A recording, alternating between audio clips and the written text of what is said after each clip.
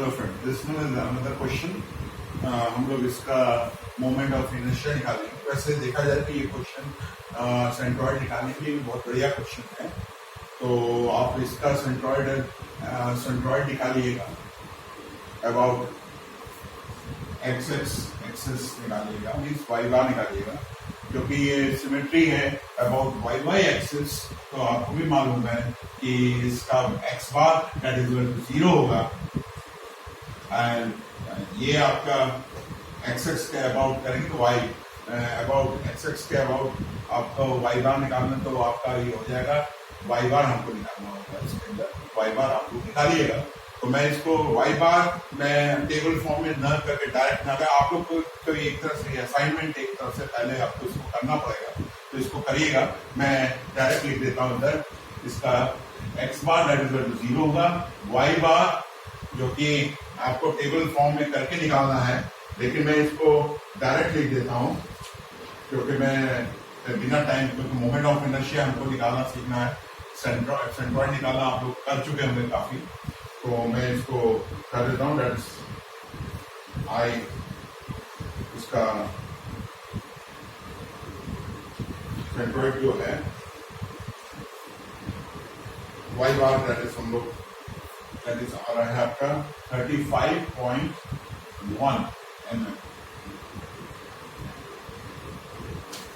जो कि आप लोग निकालेंगे। चलिए हम लोग इसका मोमेंट ऑफ इनर्शिया निकालते हैं, जो कि क्वेश्चन है। मैं रिपीट कर देता हूं आपके लिए, इसको बता देता हूं।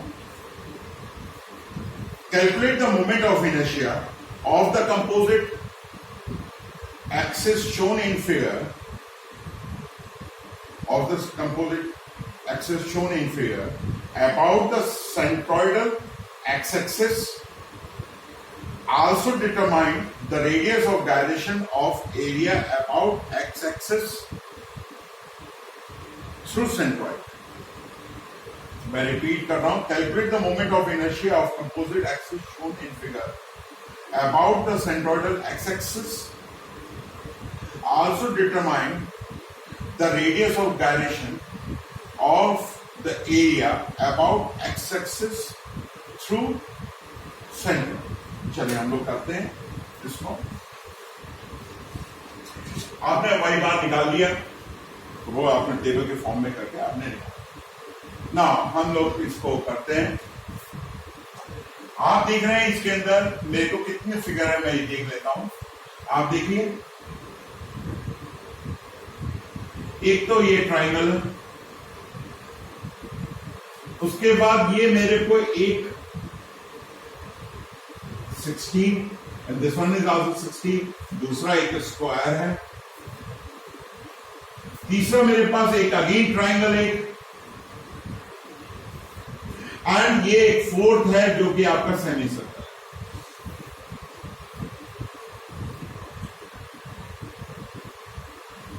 करेक्ट? यस। नाउ अब आप लोग इसको हम लोग निकालेंगे। मैं मोमेंट आपको निकालने के लिए मैं कर रहा हूं, दैट इज पहला हम लोग करेंगे, स्टार्ट करते हैं। Moment of inertia MOI about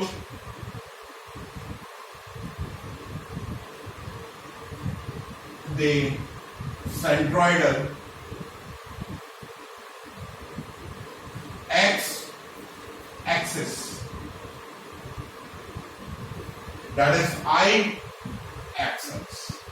आपको भी मालूम है ये जो y बार है समवेयर इधर आएगा, मेरे को मालूम नहीं। that is ये है 35, 60 का 35 मीन्स थोड़ा सा और ऊपर करके मैं यहां पे बोल देता हूं, ये आपका G है। तो ये आपका x G x, ये this one is centroid.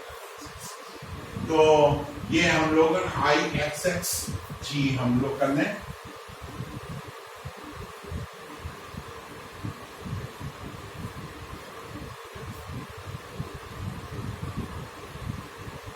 Now that is equal to, मैं इसको लिख देता हूं, I x x 1 plus I xx 2 plus I xx 3 minus I xx 4. This one. क्योंकि ये plus this one minus this ये. Now हम लोग निकालते हैं. पहले हम लोग निकालेंगे I xx1 दैट इज इस फिगर का मोमेंट. भाई आपको भी मालूम है moment of inertia that is I xx1 that is हम लोग निकालने जा रहे हैं. मीन्स मैं एक तरफ से कर रहा हूं, इसके अबाउट निकालना है. तो एक तरफ से मैं क्या करूंगा, moment of inertia its own centroid, इसका सेंट्रॉइड समवेयर इधर आ रहा है. तो ये डिस्टेंस ये और ये क्या हो गया, एक तरफ से ये पैरेलल एक्सिस थ्योरम हो गया. तो इसका ये x 1 कर दीजिए इसको, ये g1 हो गया. तो x 1 कर दिया मैंने, correct. That is I x g1 हो गया, means its own centroidal, plus a1 h1 का square that is equal to, भाई इसके सेंट्रॉइडल एक्सिस के अबाउट जो निकालना है दैट इज होता है, आपको याद रखिएगा, निकाला भी हम लोगों ने सेंट्रॉइड ट्राइंगल का सेंट्रॉइडल एक्सिस का, दैट इज होता है आपका, मैं इधर लिख दे रहा हूं, that is BH³ upon 36. Base के अबाउट जो होता है दैट इज BH³ बाई 12, याद होगा. And this one BH³ by 36 plus A1 area that is क्या हो जाएगा 1/2 BH into the H1, means यहां से और ये इसका, ये आपका यहां से यहां तक कितना है भाई, ये आपने निकाल चुके हैं, that is y bar minus इसका वर्ग, ये डिस्टेंस दैट इज है आपका 1/3 ऑफ h क्या दिस का होल स्क्वायर. आपको मालूम है इस ट्राइंगल का सेंट्रॉइड कहां पे पड़ेगा, इधर होगा. एंड दिस डिस्टेंस बेस से 1/3 ऑफ h और एपेक्स होगा 2/3 ऑफ h.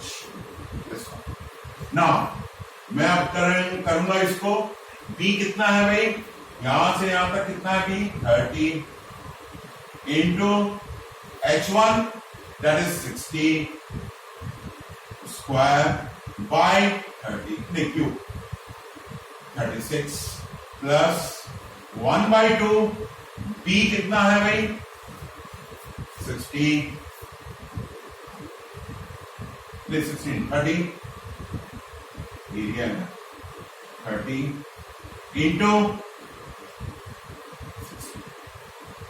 ये तो हो गया this one into y bar 35.1 minus this one 1/3 h that is 60 का whole square and this one. इसको आप कैलकुलेट करिएगा कितना आ रहा है. मैं चाहूं तो इसको डायरेक्ट लिख सकता हूं, मेरे पास है इसका, ये आ रहा है करा हुआ है 38,384,694 mm⁴.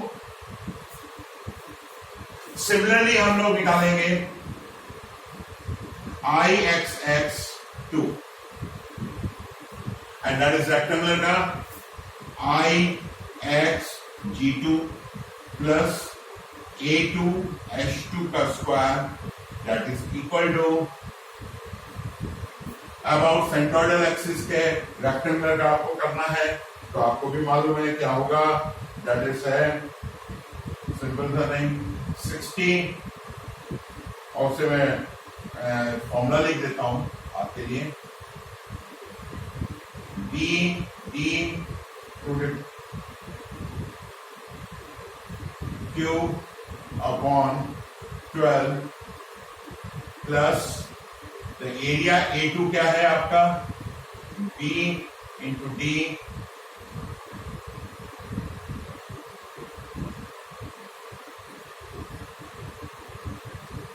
Into Y bar minus इसका half that is 30 D by का whole this.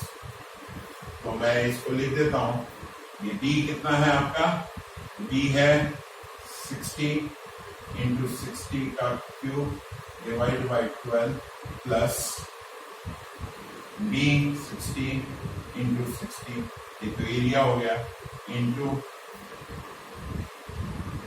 Y bar that is 35.1 minus d by 2 that is 30 16 यहां से यहां तक ये d हो गया इसका, that is 60 by 2 क्योंकि इसका सेंट्रोइड इसके सेंटर पे ही पड़ेगा, समझ में आएगा, that is 30 and that is का square and that is this। ये कितना आ रहा है देख लीजिएगा, ये आपको मान में लिख देता हूं इधर जो कि मेरे पास है calculated, that is 1172903 mm power 4 IXX2 3 that is equal to same thing IXG3 plus A3 S3 का square that is equal to that is हो गया BH cube by 36 plus 1/2 BH into Y bar minus 1/3 of H का whole square this one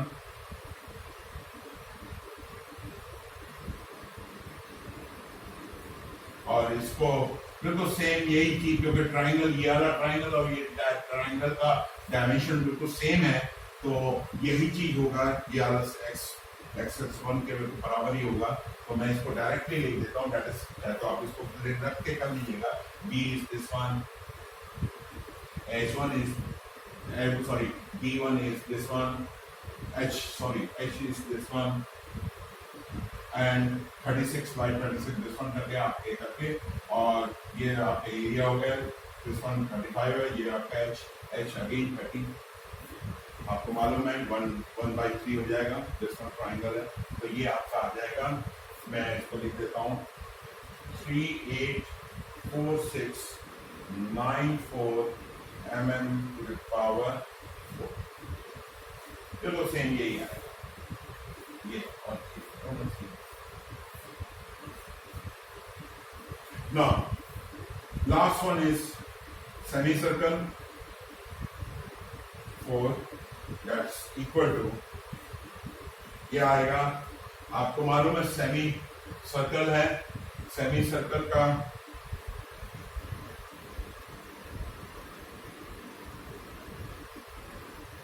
that is coming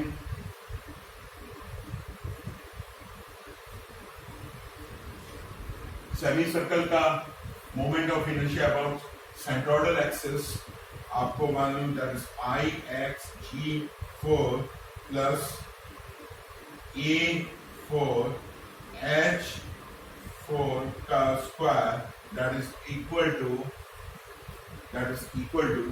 this one. आपको मालूम है इसका centroidal axis का जो होता है सेमी सर्कल का आता है 0.006 4 6 8 6 into d to the power 4 plus area होगा इसका in the terms of pi e to the power 2 upon pi r square by 4 हो जाता है इसका 2 8 ये हिसाब से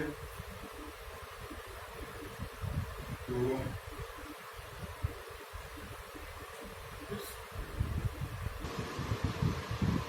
एच दैट इज हो जाएगा आपका 4 बाई 3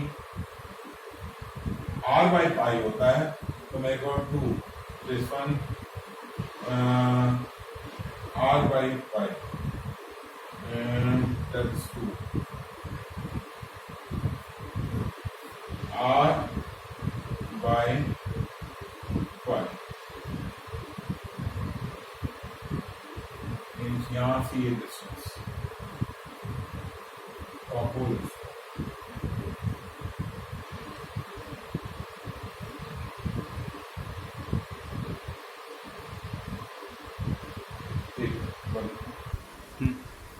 क्योंकि इधर यहाँ पे आपका डी नहीं ना देके आपका आर दिया हुआ है जिसमें आर 40 तो हम लोग इसको डी के टर्म में कर रहे हैं पूरा डी के टर्म में ही करा जाए वो बेटर ये है and this one is R है तो इसको मैं इसको लिख सकता हूँ दैट इज डी बाई 2 हो जाएगा दिस वन इज 2 हो जाएगा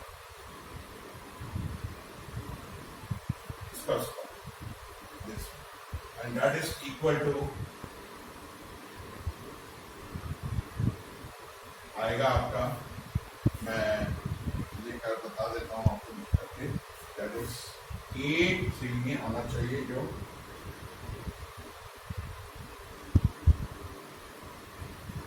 ये आएगा 1 मिनट और लिखिएगा इसको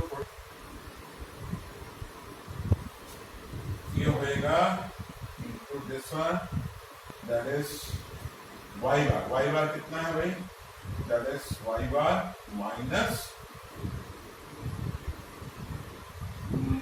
2 बाई 3 d upon pi.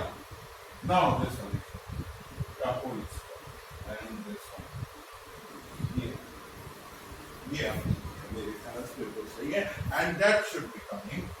ये आना चाहिए 83916 mm to the power 4.